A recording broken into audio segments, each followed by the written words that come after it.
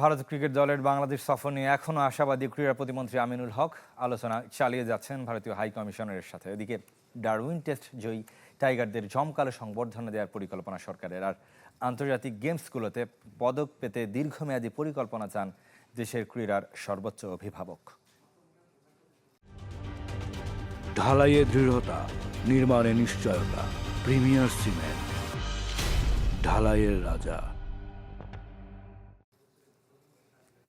সময় ঘনিয়ে আসলো, ভারতের বাংলাদেশ সফর নিয়ে এখনও সুস্পষ্ট কোনো বার্তা নেই সরকারের। প্রায় একই সময় আফগানিস্তানের সাথে সিরিজ আয়োজন করায় শঙ্কা আরও ঘনীভূত হয়েছে। ভারতীয় সংবাদ মাধ্যমের দাবি অনুযায়ী আগামী মাসে টিম ইন্ডিয়ার বাংলাদেশ সফর করার সম্ভাবনা কার্যত শেষ। তাহলে কি বাংলাদেশ ভারত সিরিজ আপাতত হচ্ছে না? যদিও ক্রীড়া প্রতিমন্ত্রী এখনও আশা ছাড়ছেন না। ইতিমধ্যে এটি আমরা ইন্ডিয়ান হাই কমিশনের সাথে কথা হয়েছে এবং আমাদের বাংলাদেশের পররাষ্ট্র মন্ত্রণালয় ইন্ডিয়ার পররাষ্ট্র মন্ত্রণালয়ের সাথে কথা বলে বিষয়টিকে স্বাভাবিক করার জন্য, যাতে আমরা খুব দ্রুতই ভারত আমাদের বন্ধু প্রতিনিধি দেশ, তারা যাতে বাংলাদেশে এসে তারা ক্রিকেট খেলে। অস্ট্রেলিয়ার বিপক্ষে ঐতিহাসিক টেস্ট জয়ে ইতোমধ্যে সংবর্ধনার ঘোষণা দিয়েছেন প্রধানমন্ত্রী। সিরিজ শেষে কবে, কখন, কোথায় হবে আয়োজন?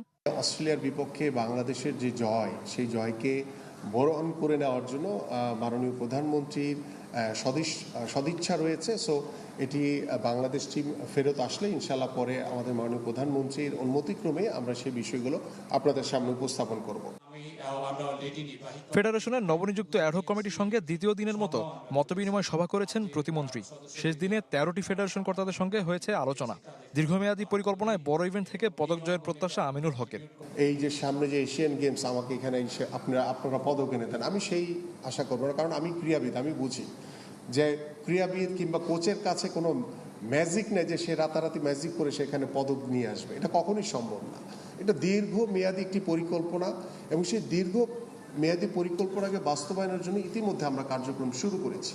আমি কিছু বিষয়, তার মানে কি আসন্ন এশিয়ান গেমস নিয়ে আশাবাদী হওয়ার সুযোগ নেই? শফিউদ্দিন শাওন, চ্যানেল 24, ঢাকা।